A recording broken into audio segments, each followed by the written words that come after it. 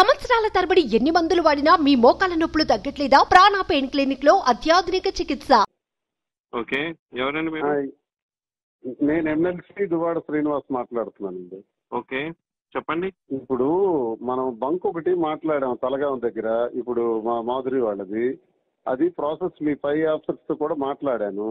మీకు అబ్జెక్టారంట అది ఫర్దర్ ఒక లెటర్ కూడా పెట్టారు. ఎంతవరకు వచ్చింది? మాకు ఆ బంక్ అర్జెంట్ గా కావాలి.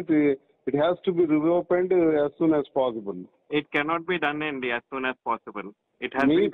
మీ పై ఆఫీసర్స్ అయిపోతుంది మీతో అంటే ఏంటి ఇవ్వాలనుకుంటున్నారో లేదా ఏంటి చెప్పండి నాకు.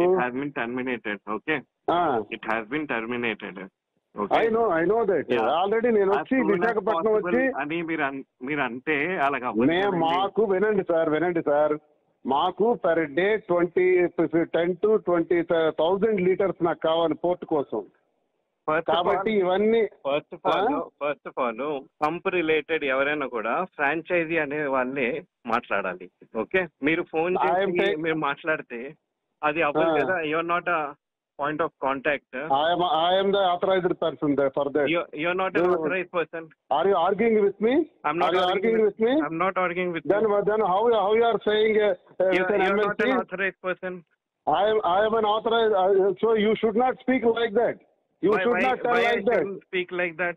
I am asking me your DM and they didn't speak like that. One minute. You're not authorized person.